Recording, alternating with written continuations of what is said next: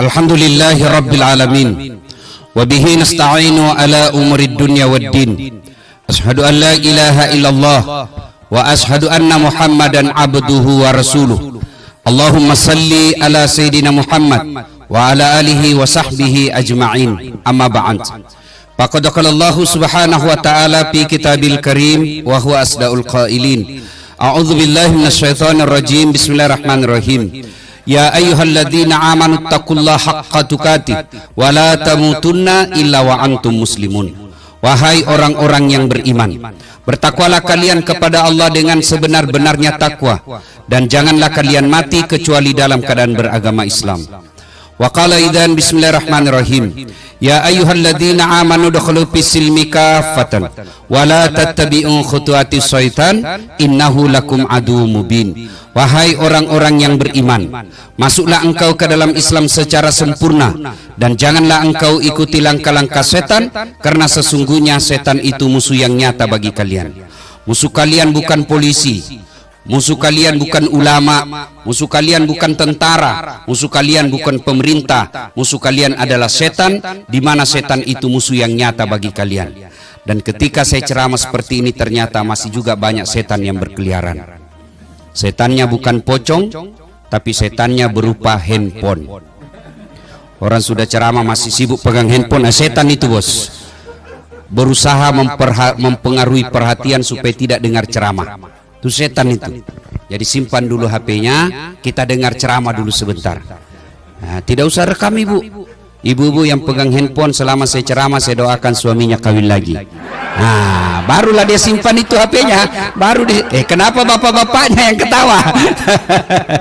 Simpan dulu handphonenya, ndak usah rekam. Kalau ibu rekam, suaranya tidak jelas, gambarnya tidak jelas. Saya mau dengar Ustadz, gampang. Gimana caranya? Tuh ada kamera saya bawa.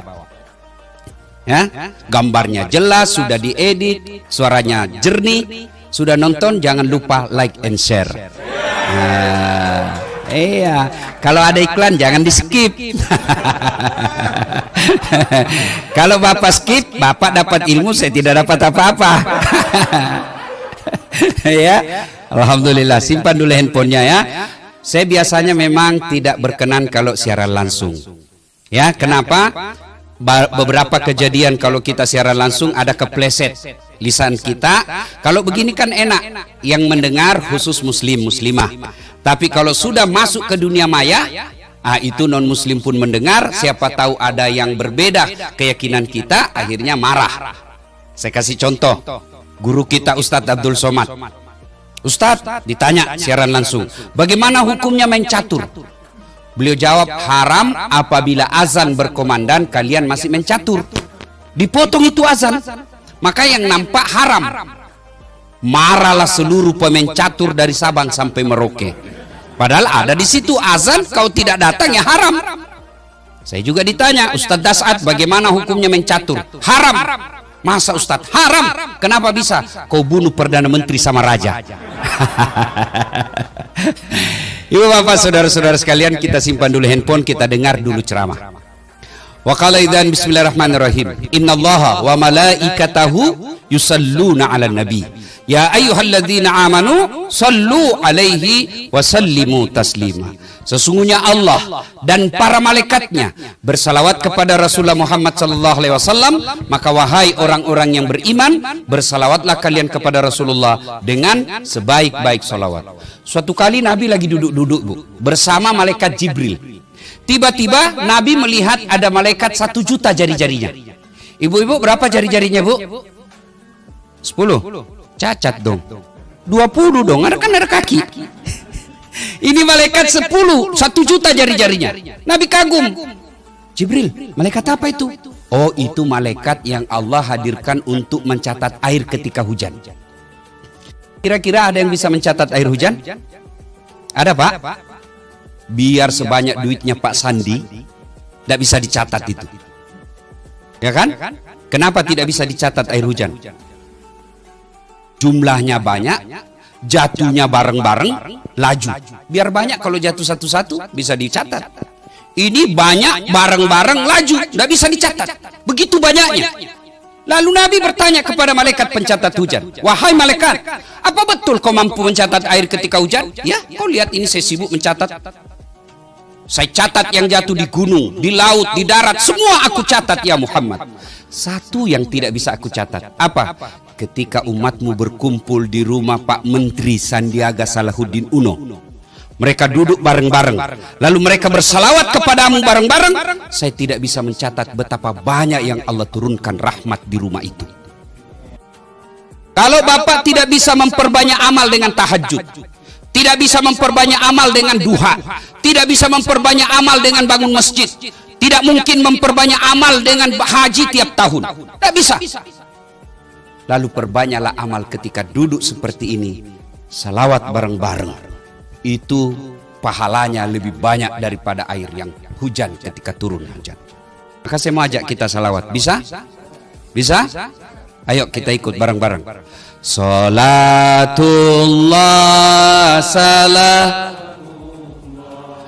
ala toha rasulillah. Salatullah salamullah ala yasin. Alhamdulillah. Bapak Ibu saudara-saudara sekalian, teristimewa yang kita hormati Bapak Menteri Pariwisata dan Ekonomi Kreatif Bapak Haji Salahuddin, Bapak Sandi Salahuddin Uno, yang insya Allah dimuliakan dan dirahmati oleh Allah Subhanahu wa Ta'ala. Orang Australia, orang Eropa, orang Amerika datang ke Bali mengeluarkan uang ratusan juta hanya untuk melihat sawah yang bertingkat-tingkat. Itu orang Amerika, Eropa, Australia datang hanya untuk melihat sawah yang bertingkat-tingkat. Alhamdulillah saya tidak perlu keluar uang banyak-banyak. Ketika ada di kampung, saya pergi jalan-jalan sedikit tidak sampai 1 kilo, saya keluar dari rumah saya di kampung, saya sudah bisa melihat hamparan sawah yang ada di kampung saya. Orang-orang Eropa, Amerika, luar negeri datang ke Indonesia, mengeluarkan duit sampai puluhan juta untuk apa? Melihat laut kita yang cantik pantainya dan putih pasirnya. Tunjukkan saya di Indonesia kabupaten yang tidak ada pantainya. Kita tidak perlu mengeluarkan duit untuk melihat pantai kita yang indah. Orang Amerika, Eropa, luar negeri datang ke Indonesia untuk apa? Melihat alam kita, mengeluarkan duit. Alhamdulillah kita Indonesia tidak perlu mengeluarkan duit. Bapak pergi ke Tanah Suci. Begitu mau landing, apakah di Jeddah atau di Medina atau di Riyadh, begitu mau pesawat landing, apa yang kita lihat? Apa Bapak pernah melihat gunung yang hijau seperti di Indonesia? Di sana gunungnya coklat karena original batu, tidak ada rumputnya. Makanya mereka datang ke Indonesia, terutama ke Bogor, mengeluarkan duit sampai ratusan juta hanya untuk melihat gunung-gunung yang hijau. Kita alhamdulillah tidak perlu mengeluarkan uang untuk melihat hutan yang hijau. Pohon kita tumbuh subur. Alhamdulillah. Itu alamnya. Saya kumpulkan anak-anak kader-kader mubalik di Sulawesi. Kau tunjukkan negara Indonesia, negara seperti bebasnya Indonesia dalam beragama. Tidak usah jauh dulu ke Eropa. Kita nyebrang ke tetangga kita, Malaysia. Di sana mau ceramah, oh tidak gampang orang ceramah bos. Kau harus punya permit, izin dari pemerintah kerajaan, baru boleh kau ceramah. Sebelum ceramah, sampaikan dulu apa naskah ceramahmu kepada, kalau di sini setingkat Kementerian Agama, diperiksa dulu, baru boleh tampil ceramah. Indonesia, biar anak-anak yang baru belajar agama 1 bulan, sudah bisa ceramah di masjid. Cari saya negara yang bebas membangun masjid seperti di Indonesia. Malaysia, Bapak mau bikin masjid, biar Bapak punya duit banyak, tidak dikasih izin sama kerajaan, tidak bisa bikin masjid. Di Indonesia, alhamdulillah, Belum lagi rumah ibadah, belum lagi namanya pesantren. Saudi saja, Saudi pusat Islam, awal pergerakan Islam, bikin pesantren di sana. Pikir Bapak gampang? Tidak. Ceramah aja di masjid tanpa izin raja tidak bisa. Di Indonesia alhamdulillah. Punya duit, kumpulkan anak-anak, bikin penghafal Quran, jadi pondok di rumah, tidak perlu izin, selesai. Itulah sebabnya saya sampaikan, adik-adik yang lagi belajar di Mesir, baru-baru saya datang, fakta-fakta kejadian inilah yang tidak boleh kau berhenti mencintai negaramu. Kita tahu negara kita belum sesuai harapan yang kita mau. Disuruh ngurus laut malah ada dibajak laut, disuruh ngukur hukum malah mempermaikan hukum. Apa boleh buat? Tapi di sini kita lahir, di sini kita besar, di sini kita dakwah, di sini kita berkeluarga, di sini kita ngurus anak-anak istri kita. Maka inilah negara kita. Tidak boleh menjadi alasan untuk membencinya. Maka cara mencintai negara kita, satu, bersyukur. Gimana cara bersyukurnya Ustaz? Pertama, bersyukur dengan melafazkan hamdalah. Kalau Bapak Muslim, alhamdulillahi rabbil alamin. Supaya berbekas di hati, ucapkan ucapan itu, usahakan ucapannya di mulut, kedengaran sedikit di telinga, dan ucapkan secara fasih. Kalau Bapak ucapkannya tidak terdengar telinga, kemudian ucapannya juga tidak fasih, biasanya tidak berbekas di hati. Alhamdulillah, tak ikhlas betul. Ditelepon kawan, naik sahammu, alhamdulillah. Apa artinya itu bos? Kan tidak berbekas di hati. Coba Bapak amalkan deh. Coba Bapak amalkan. Kedengar sedikit di telinga, usap dada, alhamdulillahirabbil alamin. Pasti ada bekasnya. Kalau Bapak cuma ucapkan tidak ikhlas dan tidak, cara mengucapkannya juga tidak fasih, tak berbekas itu. Bapak bersikir 24 jam tapi tidak fasih caranya, tidak bagus pengucapannya, tidak ada bekasnya. Saya biasa heran di masjid Pak Menteri, sama-sama subhanallah dibaca, sama-sama 33, sama-sama mulainya, saya baru 11 dia sudah sampai. Dia bilang saja sembilan. Kalau sudah gue yang kepala sembilan. Apa artinya itu sunnah? Dullah. Ada dullah di sampingnya, apa kau panggilkan saya? Siapa panggilku? Itu saya dengar tadi dullah. Ucapkan dengan fasih. Alhamdulillahirabbil alamin. Langkah pertama. Jadi tadi Pak Menteri umumkan, alhamdulillah pergerakan ya naik. Alhamdulillahirabbil alamin. Yang kedua, anjuran agama, sujud syukur. Bagaimana cara sujud syukur? Sama sujudnya ketika sholat, cuma tidak harus ada rukunya, tidak harus ada wudunya, dan tidak harus di tempat ibadah, rumah ibadah. Nah, di mana saja. Tiba-tiba dekat kabar, alhamdulillah anakmu lulus PNS. Alhamdulillahirabbil alamin. Perhatikan, tempat sujud di kantor samping meja sujud. Apa yang kita ucapkan? Terserah ibu, boleh dengan kreativitasnya masing-masing, boleh dengan kalimat ini, ya Allah, terimalah sujud hamba ini sebagai tanda terima kasih dan syukur hamba kepadamu atas nikmat yang engkau berikan kepadaku. Sujud. Di mana Ustaz? Samping meja kerja boleh. Di mana boleh? Di teras. Ketika lagi duduk-duduk tiba-tiba bersujud, boleh. Jalan raya, boleh. Yang penting tidak ada lalu lalang mobil. Kalau ada bos, kau ditabrak mobil, belen-belen namanya itu. Ya, jelas. Sujud syukur. Yang ketiga, caranya seperti yang dijelaskan tadi Pak Menteri, adalah bertafakkur. Apa itu tafakkur? Evaluasi diri. Apa yang dievaluasi? Satu, kalau kita berkaitan dengan tahun, sudah seberapa banyak umur yang kita lakukan Allah berikan ini untuk kebaikan. Bapak-bapak, tahu enggak?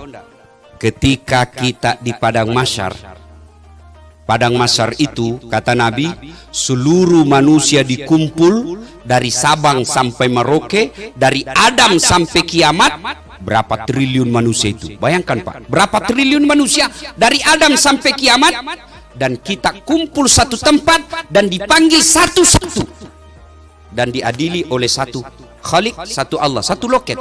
Ini kan baru-baru kita vaksin toh, Gelora Bung Karno, ribuan orang ngantri dari pagi sampai sore, pasti giliran habis vaksin ulang lagi besok. Padahal kita ngantri dari pagi, ngantrinya ada musik kita dengar, ngantrinya ada konsumsi, ngantrinya di bawah tenda kadangkala ada AC-nya. Di Padang Masar jangan pikir ngantrinya ada konsumsi, tergantung amal. Dan pada saat itu kita dipanggil satu-satu. Siapa dulu yang dipanggil? Nenek kita yang duluan wafat? Tidak. Siapa dulu dipanggil? Nama-nama Islam dulu. Abdurrahman, Abdul Jabbar, Sandiaga Salahuddin Uno, Dasat Latif. Nah, itu dulu dipanggil.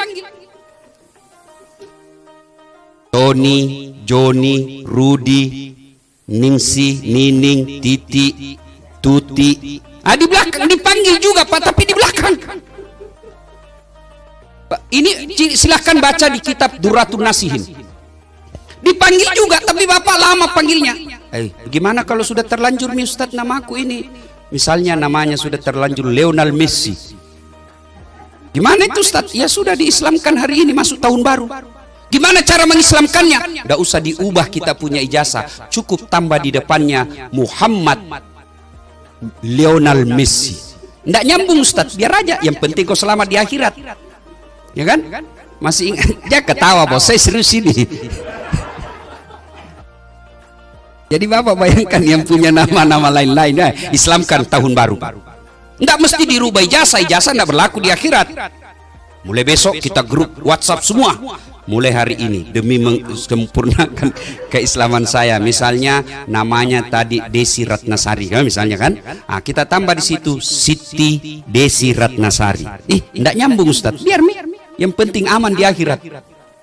Bapak masih ingat almarhum Bapak Presiden, Bapak Pembangunan Republik Indonesia, Pak Harto. Sebelum haji di TV-TV waktu itu didominasi oleh TVRI, nama beliau hanya Soe Harto. Setelah haji dan diislamkan namanya raja waktu itu, lalu ditambah dengan nama Muhammad Soe Harto, istri beliau ditambah Siti di depannya. Panggillah kita satu-satu dan pada saat itu ya diperiksa kita. Maka cara bersyukurnya adalah dengan sujud syukur lalu evaluasi. Dan di Padang Masar ada 4 pertanyaan dulu, seleksi berkas lah kira-kira. Seleksi berkas. Jadi sebelum berangkat kaki kita, kata Nabi, sebelum beranjak kaki kita di Padang Masar kelak, ada 4 pertanyaan yang disodorkan untuk dijawab. Hari ini sebagai tanda terima kasih saya kepada Pak Menteri yang mengundang saya di sini, saya bocorkan ini soal.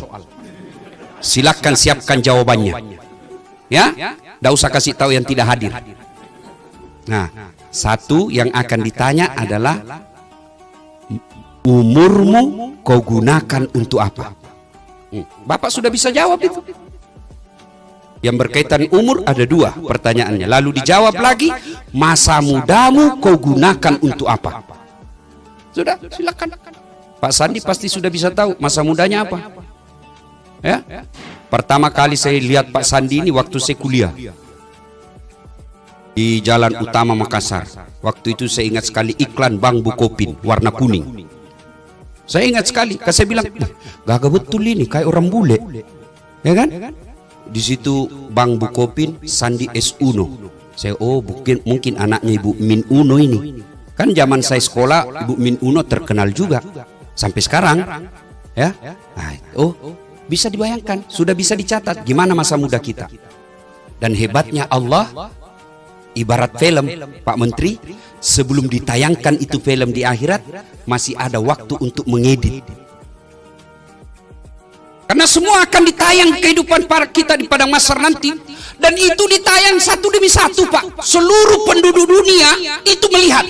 Oh, pantas hilang kursi di kantor. Ternyata kau yang bawa. Sudah ditulis inventaris kantor kementerian, ada di rumahnya. Pak, security yang dipecat, ternyata ini yang ngambil.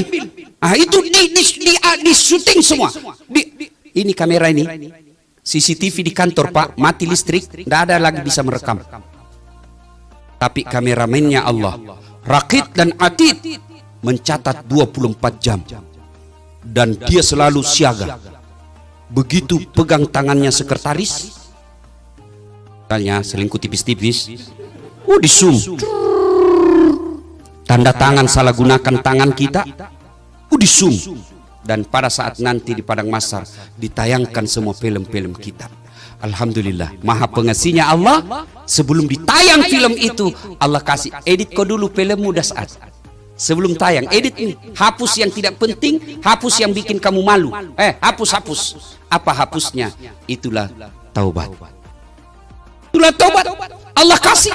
Silakan hapus sebelum tayang. Taubat.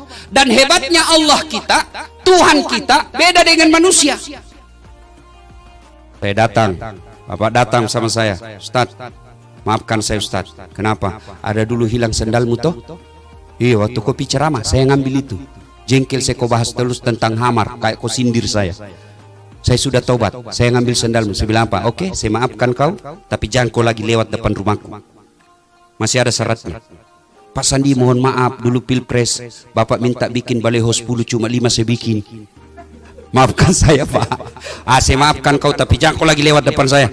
Ini semua ini tim sukses yang sukses sendiri. Kan? Ada begitu di sini? Tidak ada kan? Tidak ada. Oke. Kalau manusia masih ada tapinya. Tapi Allah, Bapak maksiat, banyak melakukan dosa dan kesalahan. Dalam hadits qudsi Allah jelaskan, kau datang bawa dosa penuh langit dan bumi, ampunanku jauh lebih besar daripada dosamu. Coba bayangkan. Dijelaskan pula, kau datang membawa dosa dengan berjalan, maka aku menyambutmu dengan berlari. Dan hebatnya lagi Allah, Tuhan kita datang mengakui dosa dan kesalahan kita, Allah kasih hadiah. Apa hadiahnya? Innallaha yuhibbut tawwabina. Saya cinta kepada hambaku yang bertobat. Sudah salah, sudah maksiat, sudah ngaku dosa, datang mengaku dosa, lalu Allah katakan, saya cinta kepada hambaku yang bertobat. Maka akhir tahun ini, setelah bersyukur, berevaluasi umur kita gunakan untuk apa?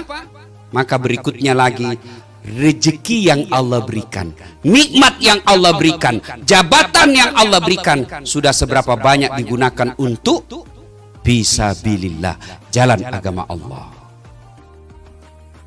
Mari silakan, jabatan yang Bapak titipkan sudahkah dimanfaatkan jalan agama Allah? Kalau Pak Menteri, selalu saya bilang di depan pejabat, keliru seorang pejabat kalau tidak memudahkan jabatannya masuk surga. Keliru Pak. Saya dakwah, ayo sholat jamaah. Satu aja belum tentu mau langsung pergi sholat jamaah. Tapi coba kalau Pak Menteri di kantor Kementerian Pariwisata, sholat jamaah kan tidak pernah saya lihat. Besok Pak belum azan sudah ada itu di masjid. Itulah hebatnya kekuasaan. Iya Pak, Bapak sholat jamaah di masjid kantor kementerian, Assalamualaikum warahmatullahi. Assalamualaikum warahmatullahi. Langsung Bapak panggil ajudan. Tidak pernah juga saya lihat itu Pak ini nih Pak, asisten itu, eselon itu sebut namanya. Ajudan telepon, Pak, Bapak dicari sama Pak Menteri di masjid. Besok Pak belum azan sudah ada di dalam Pak.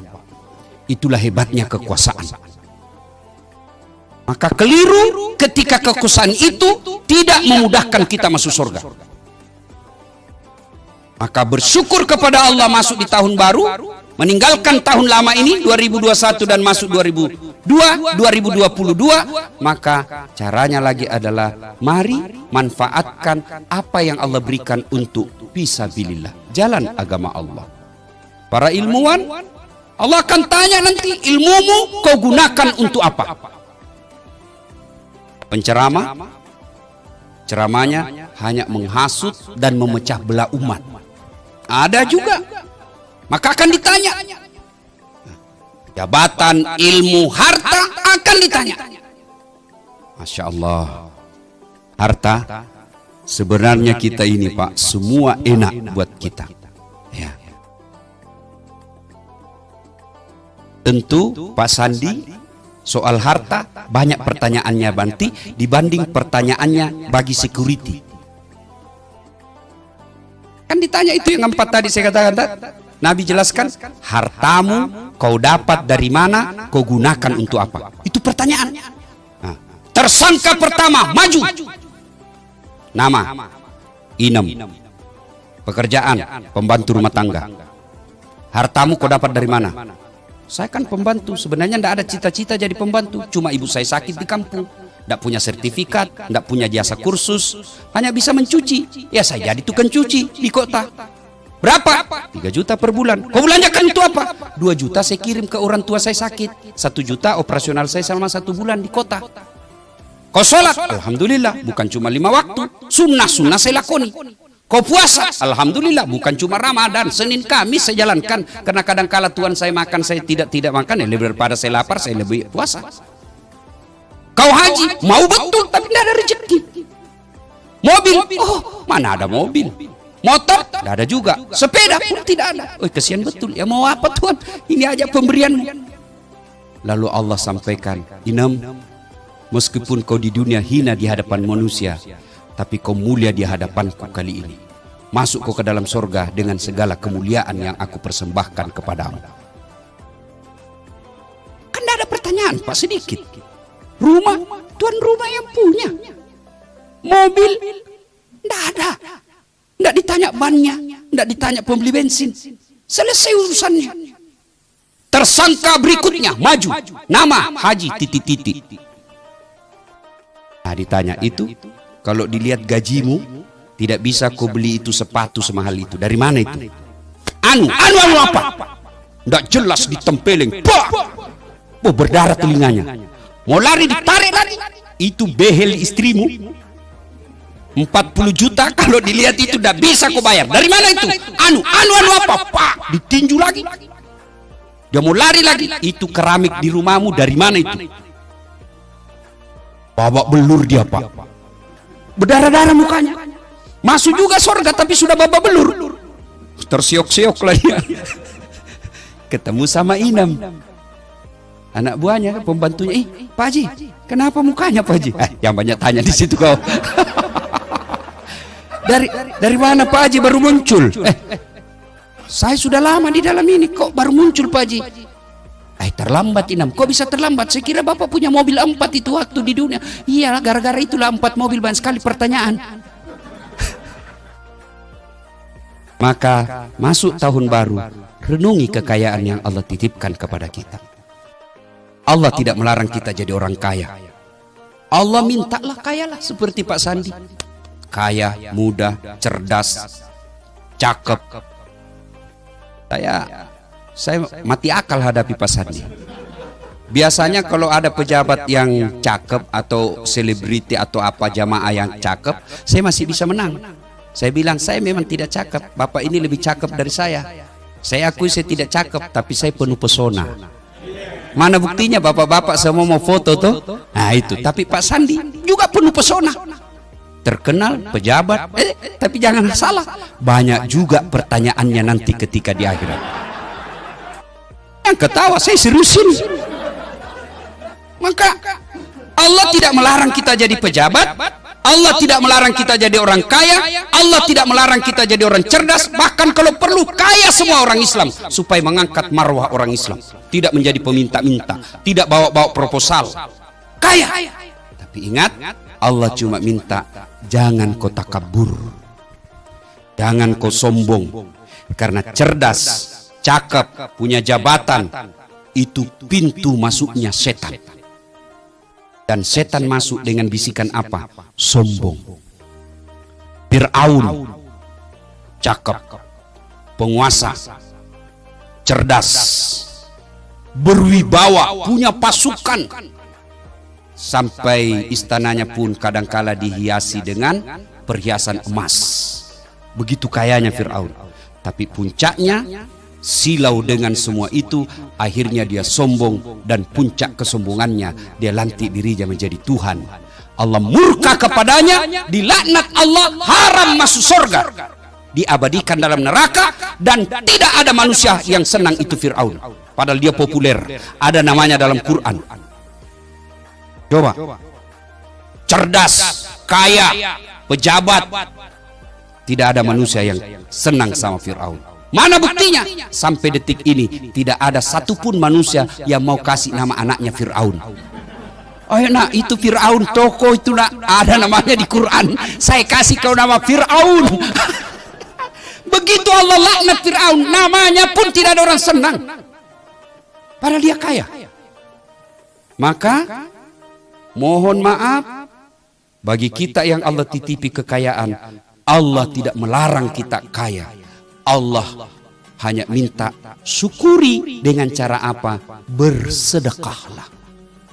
Bayar zakatmu. Kenapa itu ayat? Saya setiap ceramah Pak, selalu setiap saya ceramah pasti saya bacakan ayat itu. Ya ayyuhalladzina amanu taqullaha haqqa tuqatih wa la tamutunna illa wa antum muslimun. Itu dibaca tiap Jumat.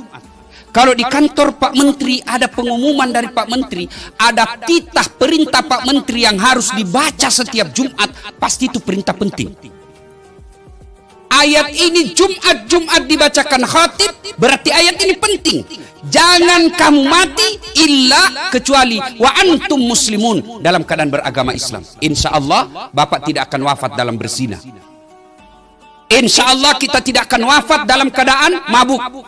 Insya Allah kita tidak akan wafat dalam keadaan korupsi. Tapi yang membuat kita bisa mati dalam keadaan kafir, hubbi aklil haram, baru saja makan uang haram. Apa yang menyebabkan uang dan penghasilan kita haram? Adalah enggan membayar zakat. Gaji Bapak sebagai PNS 10 juta, halal, murni halal, itu jeripaya Bapak. Tapi ingat, di 10 juta itu Allah wajibkan kita keluarkan zakat penghasilanmu 2,5%. Sehingga ketika tidak dikeluarkan yang 2,5% itu, yang 2,5% itulah yang mengotori yang 97,5. Saya kasih contoh, mohon maaf Pak Menteri. Ini anggaplah ini gaji. Air putih, ini halal atau haram? Halal. Bersih, suci, halal. Penghasilan kita. Tapi ketika tidak dikeluarkan zakatnya, maka air yang bersih, suci dan halal ini, kemudian karena tidak dikeluarkan zakatnya, ibaratnya Bapak mencelupkan jari-jari Bapak, mohon maaf, di kloset air toilet. Bapak celupkan jari-jarinya, ambil 1 tetes, masukkan 1 tetes di air ini yang tadinya bersih, suci dan halal. Bapak kalau sudah ada 1 tetes di dalam ini dari air kloset, meskipun 1 tetes, Bapak masih mau minum? Masih mau minum? Pasti tidak mau. Itulah perumpamaan penghasilan yang halal dan tidak dikeluarkan zakatnya menjadikan seluruh harta yang kita dapatkan menjadi haram. Dan akhirnya harta yang tadinya halal kita peroleh karena kita tidak keluarkan zakatnya, maka merusak kita punya tubuh. Duit banyak tapi tidak ada yang bisa dia makan. Duitnya tabungan depositonya 10 miliar tapi dilarang makan nasi. Ada kan Pak Menteri orang banyak duitnya dilarang makan nasi, dilarang makan gula, dilarang makan garam, dilarang makan daging. Apa saja yang bisa dia makan? Ubi rebus warna ungu, duit 7 miliar. Pagi-pagi ke dokter, Pak, karena Bapak waktu aktif tidak pernah kena matahari, mulai besok Bapak jalan-jalan pagi, ya keliling-keliling kompleks Pak ya, jangan pakai baju supaya Bapak kena matahari. Pakai celana pendek saja Pak di atas lutut supaya bawa juga kena matahari. Jangan lupa Pak, jangan pakai sendal.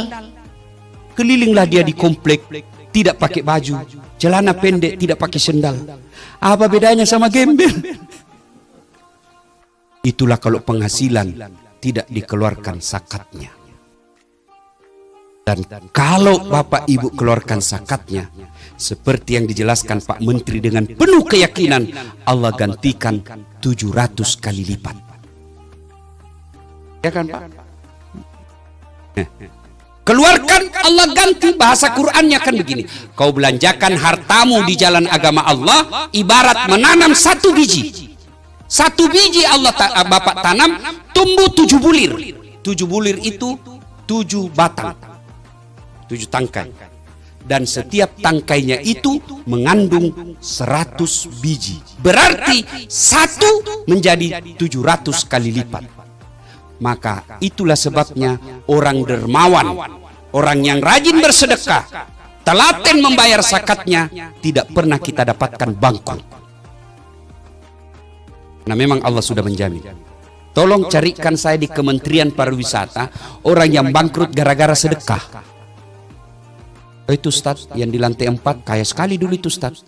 Cuma karena rajin bangun masjid dan sedekah, dia bangkrut dia Ustaz. Tidak ada. Yang bangkrut gara-gara apa? Narkoba. Bangkrut gara-gara apa? Judi. Bangkrut gara-gara apa? Khamar. Tidak ada orang bangkrut gara-gara sedekah. Termasuk ibu-ibu, kalau mau tertolak dari bencana rumah tangga, sedekahlah. Anak kok susah sekali saya doakan Ustaz. Barangkali ibu malas sedekah. Suami mulai lain-lain ibu, kita lihat. Biasanya tidak pernah pakai parfum pergi kerja. Ini biar pengharum ruangan dia semprot juga ke badannya. Sudah mencurigakan itu bu. Biasanya ndak setrika pun jadi, ini pakaian dalamnya pun minta disetrika. Sudah mencurigakan itu bu. Apalagi kalau masuk handphonenya di kamar mandi penerima WhatsApp, 70% mencurigakan. Daripada ibu curhat di medsos, tak kusangka kau begitu. Ngapain curhat di medsos? Lebih baik ibu curhat di atas sajadah. Namanya sholat hajat. Ambil wudhu, sholat 2 rakaat.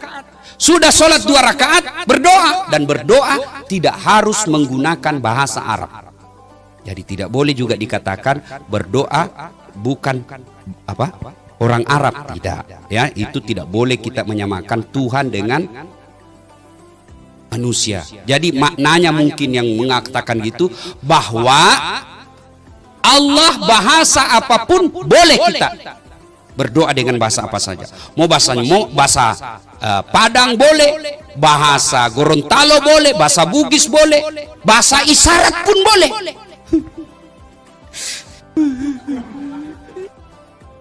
Itu bahasa isyarat, Allah sudah tahu. Sudah itu ibu, sudah, ya Allah, saat yang membolak-balikkan hati suamiku, tidak mungkin saya bisa menjaga suami saya 24 jam. Saya periksa HP-nya, ternyata masih ada yang dia sembunyi. Engkau maha memelihara, palingkan hati suamiku kepadaku, lindungi dia dari wanita jahat, buat dia pusing kepalanya kalau dia tidak lihat saya 1 jam. Dikabulkan doanya. Ya, lalu supaya cepat doa dikabulkan, tolak bala. Dengan cara apa? Sedekah. Lalu lengkapi doa kita. Ya Allah, ini ada duit saya 1 juta. Besok saya bawa ke pembangunan masjid. Tolak bala. Mudah-mudahan 1 juta itu Allah melindungi suami saya dari wanita jahat. Bismillah. Coba ibu amalkan. Cuma yang jadi masalah kalau suaminya juga bangun sholat tengah malam. Karena dia sudah tahu juga rumusnya. Ya Allah, capek sudah saya menghadapi istri saya, ya Allah. Ada duit, tidak ada duit, marah aja kerjanya, ya Allah. Ya Allah, ini ada duit saya, tolak balas 1 juta, ya Allah. Saya bawa ke panti asuhan. Mudah-mudahan tolak balas 1 juta ini, istriku ikhlas saya kawin lagi. Bingung malaikat, yang mana ini dikabulkan? Ayo sedekahlah, sedekahlah tolak bala. Saudaraku yang ada di kantor kementerian ini, Bapak mau mendapat posisi yang baik, tidak usah cari muka sama Pak Menteri. Bapak sudah Allah berikan muka yang baik. Tidak usah cari, ada juga itu pegawai. Kalau di depan menterinya kan tidak punya harga diri. Ya Pak, ya Pak. Santai mako cowok. Menteri ada pensiunnya. Ganti lagi, cari muka kok lagi. Ganti lagi, cari muka lagi. Capek. Cari muka kepada Allah. Kalau Allah yang takdirkan kamu pada posisi satu dunia yang mau menghalangi, tidak mampu. Tapi kalau Allah yang menghalangimu, tidak ada yang mampu mengangkatmu. Maka lebih baik minta kepada Allah. Caranya berdoa, sudah itu tolak bala dengan sedekah. Apa diamalkan? 3, yang keempat. Nasihat buat kita memasuki tahun baru. Mari kembali evaluasi rumah tangga kita masing-masing. Kesuksesan kita lebih utama di rumah, bukan lebih pada kantor. Rumah saja. Dan yang paling real, lihat anak kita. Saya yakin Pak Sandi bisa seperti ini bukan karena beliau yang hebat, bukan. Dasat Latif dan kita para eselon yang hadir di tempat ini bisa seperti pencapaian seperti ini bukan karena kita yang hebat, tapi ibu bapak kita yang didik dan doa-doa dari ibu bapak.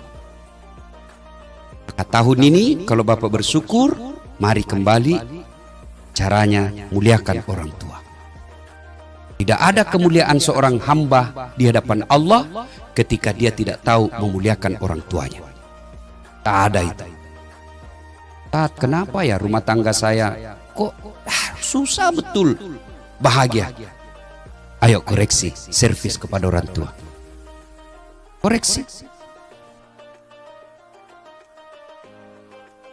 Al-Quran mengajarkan, imma yablughanna indakal kibra ahaduhuma au kilahuma fala takul lahuma uf wala tanharhuma wa qul lahuma qaulan karima.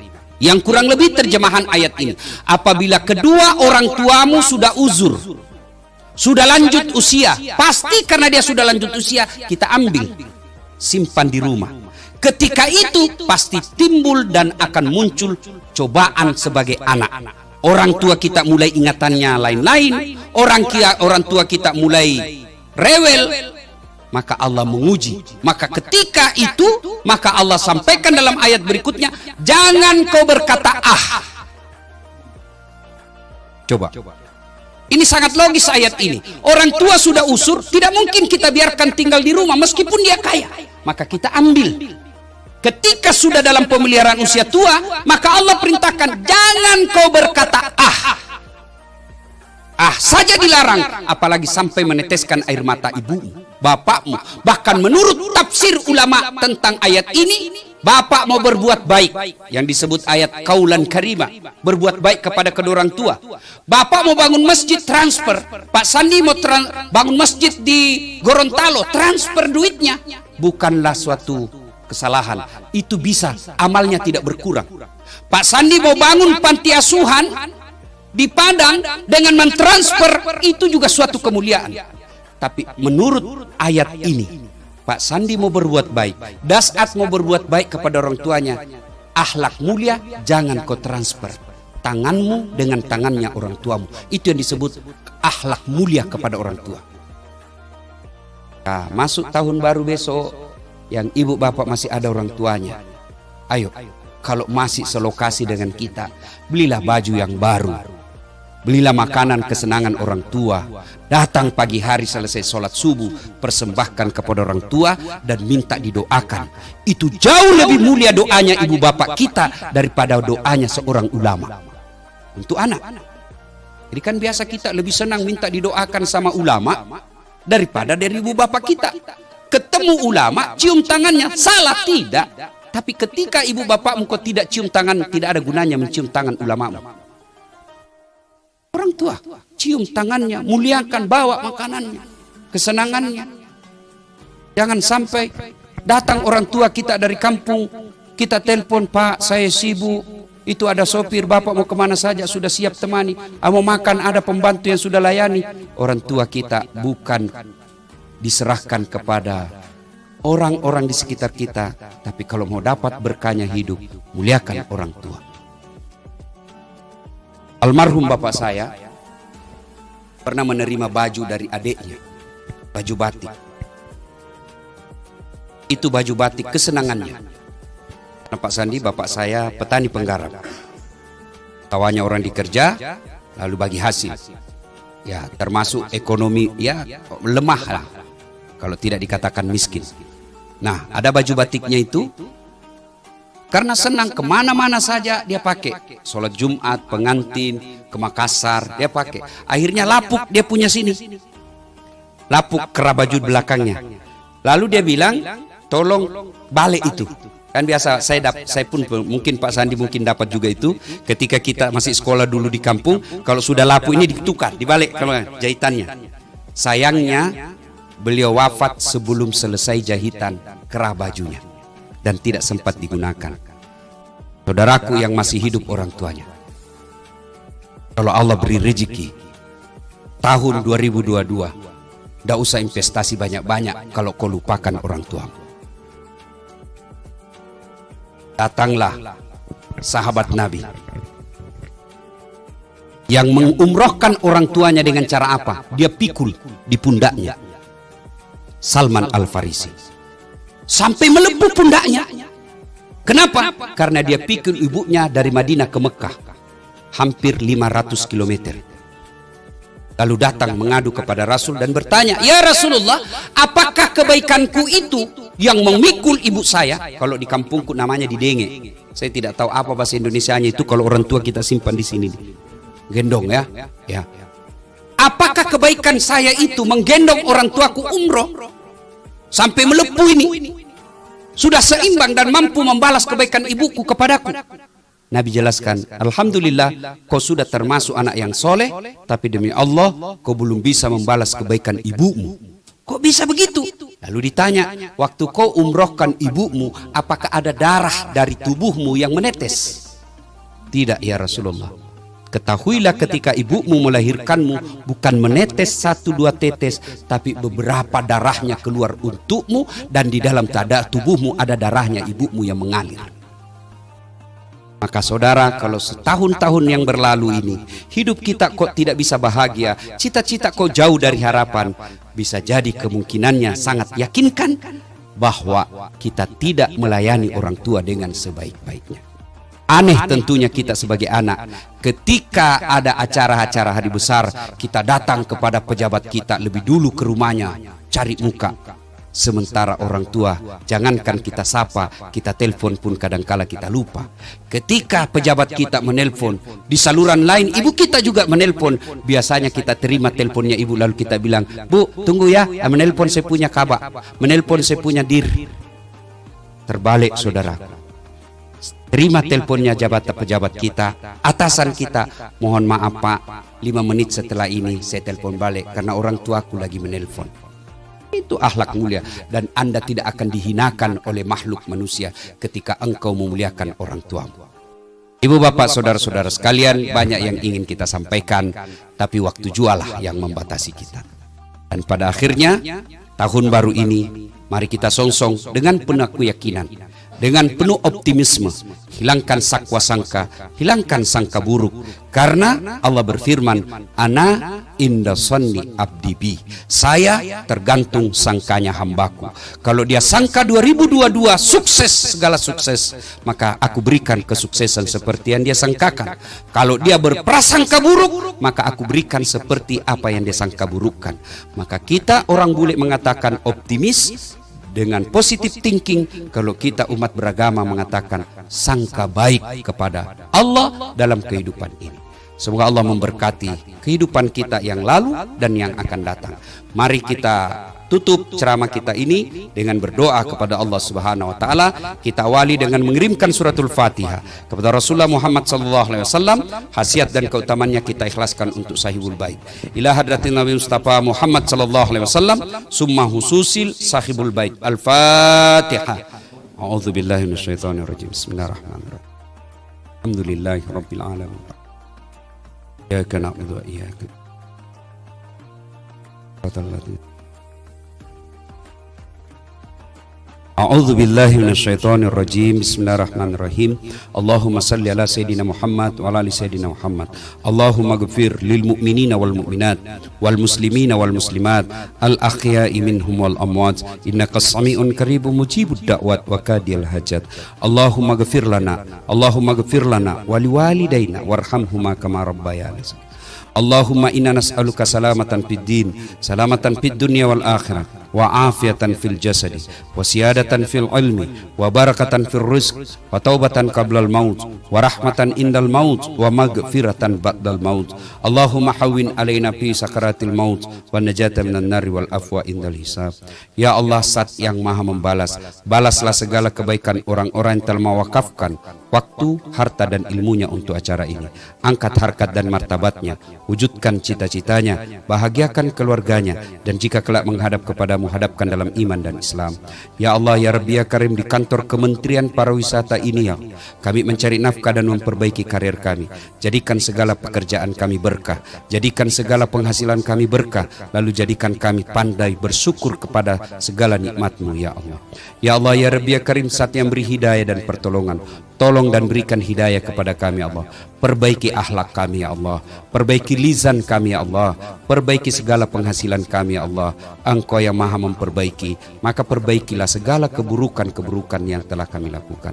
Rabbana innana sami'na munadi yunadi lil iman an amanu bi rahmatika ya arhamar rahimin. Rabbana atina fid dunya hasanah wa fil akhirati hasanah wa qina adzabannar. Subhana rabbika rabbil izzati amma yasifun wa salamun alal mursalin walhamdulillah.